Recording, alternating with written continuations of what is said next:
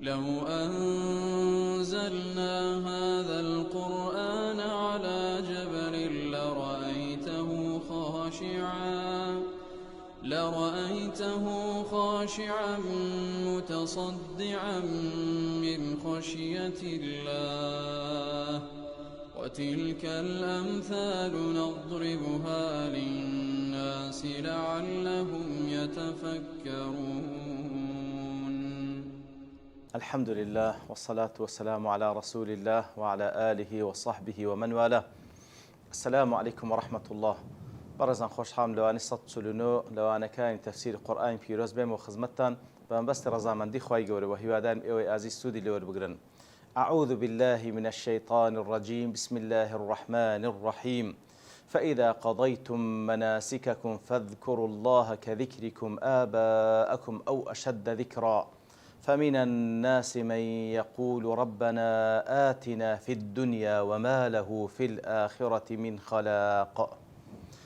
بەڵێ خۆشەویستان، خی گەورە سوبحانەهو وتەعالە هەر لە درێژەی ئاەتەکانی کە باس لە ئەحکام هەندێک لە ئەحکامەکانی حەز دەکە دەفەرمێ فەئیذا قەضەیتم مەناسکەکم، کاتێکەوە مەناسکەکان و عیباداتەکان و واجباتەکانی حەزتان تەواو کرد. فەئیذا قەضەیتم مەناسکەکم، کاتێکەوە مەناسکەکان و گوتمە واجباتەکانی حەزتان تەواو کرد فەذکروا الله، ئیتر دیسان ذکری خی گەورە بکەن. بەڕاستی یعنی ئەوە لێرە و لە چەندین جێگای دیکە خی گەورە تەکید لەوەی دەکات و مەسەن هەتا لە سوورەتی ئەلجومعە کاتێکەوە باس لە خودبەی جومعە دەکاتن لە دوای ئەوە فەئیذا قەضەیتم الصەلاة فانتشروا في الأرض وابتغوا من فضل الله واذكروا الله كثيرا. ذکری خی گەورە زۆر بکەن، یعنی معنای ئەوە نییە کە ئەتوو ئیلا لە عیبادەتدا ذکری خوا بکەن، کە بەداخەوە زۆر جان ئێمە لە ناو عیباداتەکانیشمان ئاگامان لە خوا نییە سوبحانەهو وتەعالە، کە بەڕاستی پێچەوانەیە، یعنی بەڕاستی خشوع و خضوع لە عیبادەتدا، ڕوحی عیبادەت لەوەیدا کە ئەتوو مێشک و زەین و فکر لە ناو عیبادەتەکەی بی، نەک کە دەستی ناو نوێژی چەند مەشاکلی دنیا هەیە لە ناو مێشکت بی. نا کەواتە پێویستە لە ناو عیبادەت ئەسڵ وا لە عیبادەتەکەش ئەتوو ئاگار لە خوا بی سوبحانەهو وتەعالە. لەبەرەوەی لە وەصفی منافقان خی گەورە دەفەرمی ولا يأتون الصلاة إلا وهم كسالى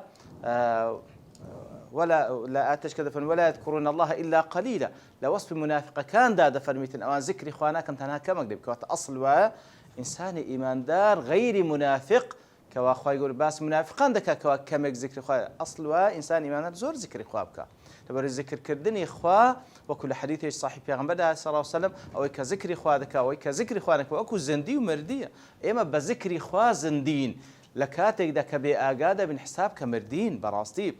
كواتلويا نەک هەر لە عیبادەتەکەت کە ئەسڵ بە ذکری خوا بکەین، لە دوای تەوابوونی عیبادەتەکەشت پێویستە ذکری خوا بکەیت، لە بازاردا پێویستە ذکری خوا بکەیت. کاتێکەوە ذکری خوا دەکەی واتە ئەتوو خواد لە بیر بی سوبحانەهو وتەعالە،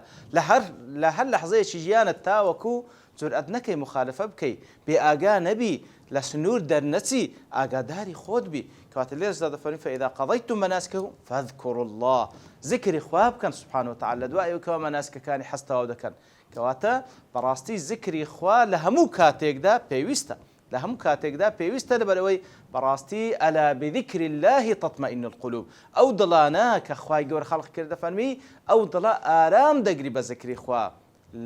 دوور لە ذکری خوا بەڕاستی تووشی قەلقی و نامرتاحی دەبیتن. فاذكروا الله كذكركم آباءكم أو أشد ذكرا، کو ذکری خواش بکەن لە دوای ئەوەی کەوا مەناسکەکانتان تەواو کرد، وەکو ذکری باب و باپیرانتان دەکەن، وەکو باس و یادی باب و باپیرانتان دەکەن، ئەو ئەشەدە ذیکرا، یان لەوە زیاتر، لەوەش زیاتر، ئەو ئەشەدە ذیکرا، ئەوجا لەوە زیاتر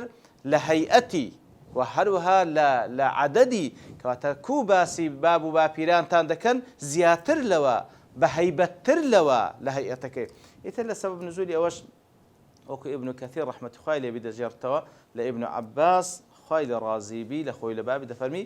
كان أهل الجاهلية يقفون في الموسم بين مسجد منى وبين الجبل بعد فراغهم من الحج. كواتا أهل جاهلية كاتكوا لموسم حز تواو دبون لمناسك كان تواو دبون لبين مزقوت منى ولبين تياكدا دوستان كاتك حجيان تاوكر يذكرون فضائل آبائهم،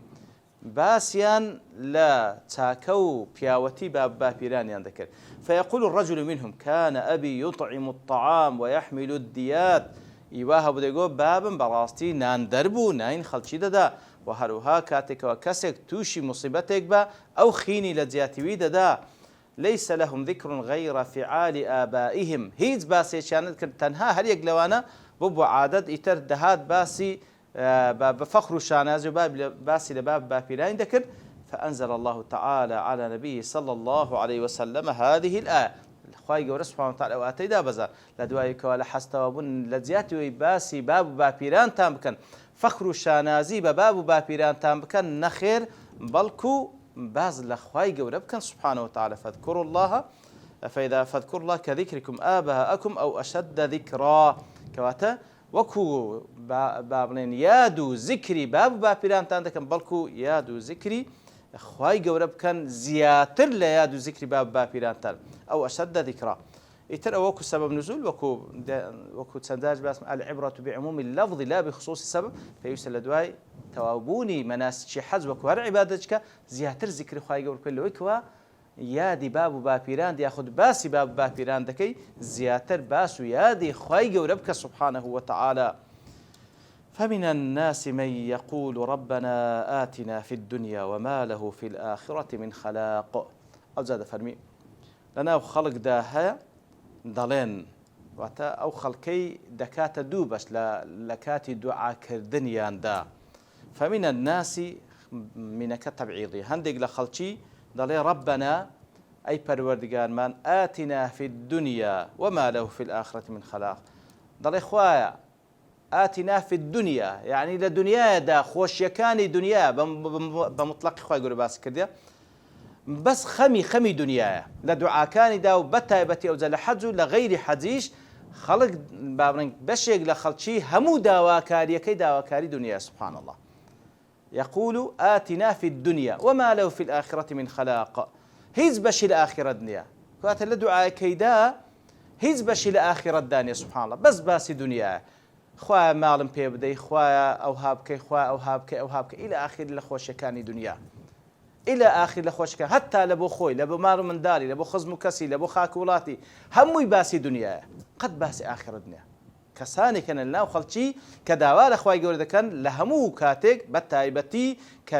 لە مەوسمی حەج و عومرەیە کە جێگای دوعایە و مەوسمی دوعایە بەس داوای دنیا لە خوا بەس داوای دنیا لە خوای گەورە دەکا هیچ باسی ئاخرەت ناکە هیچ بەشێک لە ئاخرەت داوا ناکە ومنهم من يقول ربنا آتنا في الدنيا حسنة وفي الآخرة حسنة وقنا عذاب النار بەڵام ئیواش هەیە کاتێک کە دوعا دەکات دەڵێ ئەی پەروەردگارمان ئاتینا فی الدنیا حەسەنە وفی الآخرەت حەسەنە یا ڕەبی خوا لە دنیاشدا حەسەنەمان پێ ببەخشی لە ئاخرەتیشدا حەسەنەتمان پێ ببەخشی دیارە حەسەناتی دنیا هەموو خۆشیەکانی دنیا کە بە حەڵالی خوای گەورە بە بەندە دەبەخشی هەموو خۆشیەکانی دنیا بەڕاستی و دوعاکی زۆر جامع و شاملە زۆر مهمە زۆر جاران ئەو کەسە کە لە هەموو کاتێک کە دوعا دەکات لەوە نازانین کو دوعا بکات کە بەڕاستی دوعاش علمی دەوێت یان لە مەوسمی حەجە یان لە عومرەیە کە جێگای دوعا بەڕاستی نازانین چ دوعایەک بکە دوعاکی تایبەتی زۆر کەم دەکات بەڵام ئەو دوعایە کە طبعا پێغەمبەر صلی الله علیه وسلم کردیتی و بە تایبەتیش لە بینی ڕکن و مەقام پێغەمبەر صلی الله علیه وسلم کە کردیتی ئیتر زۆر مهمە وەکو لەو حەدیثەی لە مستدرک حاتم هاتیە عەبدوڵڵای کوڕی سائب دەفەرمی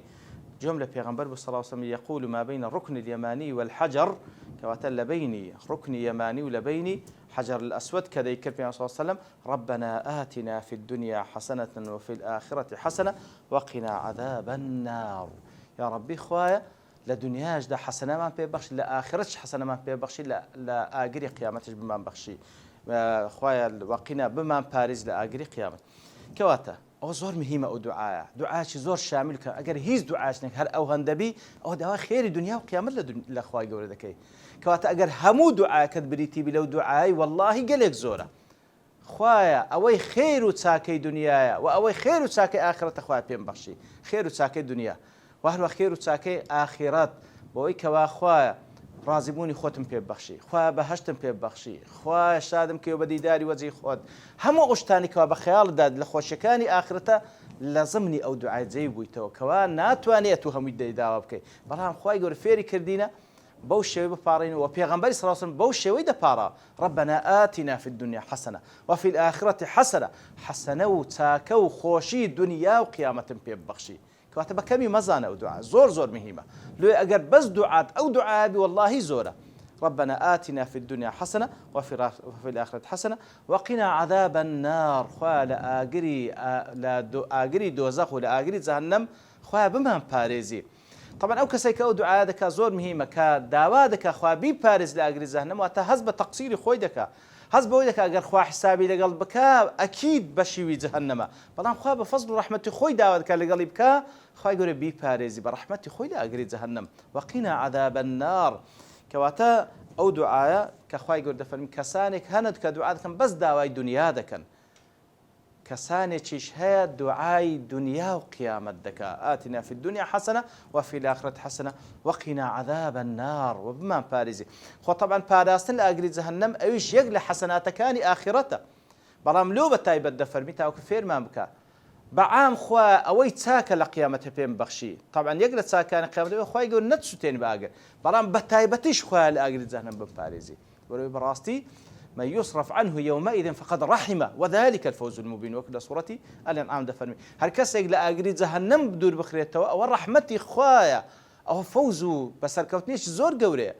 أدي أجر بي بات بهشتيش أو براستي نور على نور لويا خواي يقول فيلم دكاتن أو دعاء بكن لو كسان من أو دعاء كان داواي خير الدنيا وقيامت كان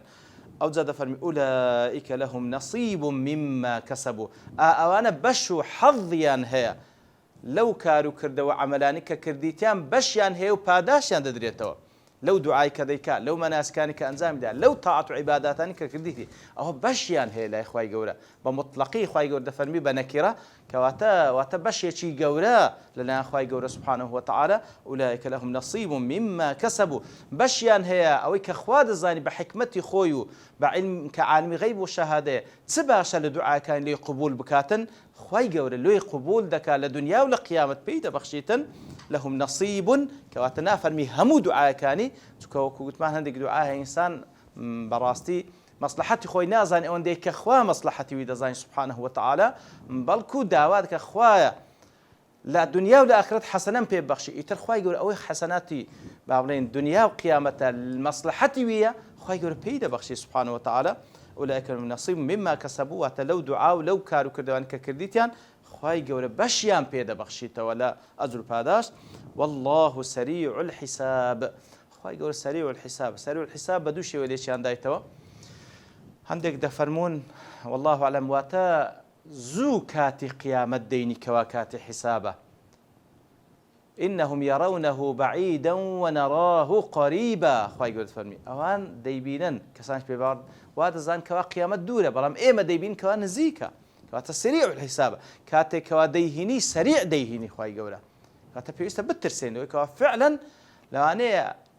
بابلين هذيك لإيمة طبعا قيامتي كسكي هي قيامتي قولا شيء قيامتي قولي أوي كوا خواي قولا هما كودا كاتو لصاحي محشر قيامتي كسكي هريا كش لإيمة لكاتي مردنيتي كاتا لو أنا ليك لحظة ديكا مردن بقات سرد خواهي سريع الحساب سبحانه وتعالى كوات سريع الحساب ومعناه كوات حساب زوديني تبيش وهو سريع الحساب شو لو روجي كوا خواهي يقول لروج قيامت كوا حساب دس بيدك بيق روج حسابي همو بندك عندك لآدم وحتى كوتا كز كوا لصاروي زويدا جيا هلو كل إمام علي ده برسن خواهي رازي باشا كو خواهي قورا ليق روج دا حسابي هم بندك عندك أويج دلتن أدي باشا كو خواهي قورا ليق روج دا رزقي همو بندك عند أبوشي وش حساب لقال هم بندك عندك إتر خواهي قول سبحانه وتعالى بوشوه باس لهاتين قيامة وهروها لا حساب الروج قيامة دكا إتر أصل باب راسي وكو حسني بصري دفرمي أو كسيك وحز دكا كاتك حزكي مقبولة دفرمي الحج المبرور هو أن يرجع زاهدا في الدنيا راغبا في الآخرة براستي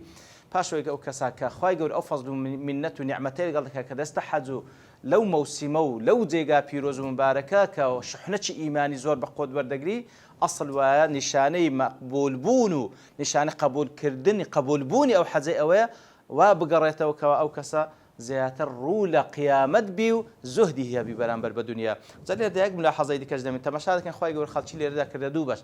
كسانك بس داواي دنيا دكن کەسانێکی شەنە داوای دنیا و قیامەت دەکەن کە ئەوانە هەون کە خوای گەورە دەفەرمی ئەوانە بەڕاستی بەشیان هەیە. بەڵام باسی سنفی سێم ناکە کەوا باسی دنیا ناکە بەس باسی قیامەت دەکەم. سبحان الله. یعنی خەڵکی کردە دوو بەش، هەیە بەس باسی دنیا دەکا ئەوە باش نییە، هەیە باسی دنیا و قیامەت دەکە ئەوە باشە، ئەوە مەطلوبە. باسی سنفی سێم ناکە کەوا بەس باسی ئاخیرەت دەکا، کەواتە ئەسڵ وایە دینی ئێمە دینی دنیا و قیامەتە، ئەسڵ وایە لە خێر و حەسەناتی دنیا و قیامەت لە خوای گەورە داوا بکەین. دوێ ئێمەش بەو شێوەیە کۆتایی بەو وانەیە دەینین دەڵێن ربنا آتنا في الدنيا حسنة وفي الآخرة حسنة وقنا عذاب النار. وصلى الله وسلم على نبينا محمد وعلى آله وصحبه أجمعين، وآخر دعوانا أن الحمد لله رب العالمين. لو أنزلنا هذا القرآن على جبل لرأيته خاشعا متصدعا من خشية الله. وتلك الأمثال نضربها للناس لعلهم يتفكرون.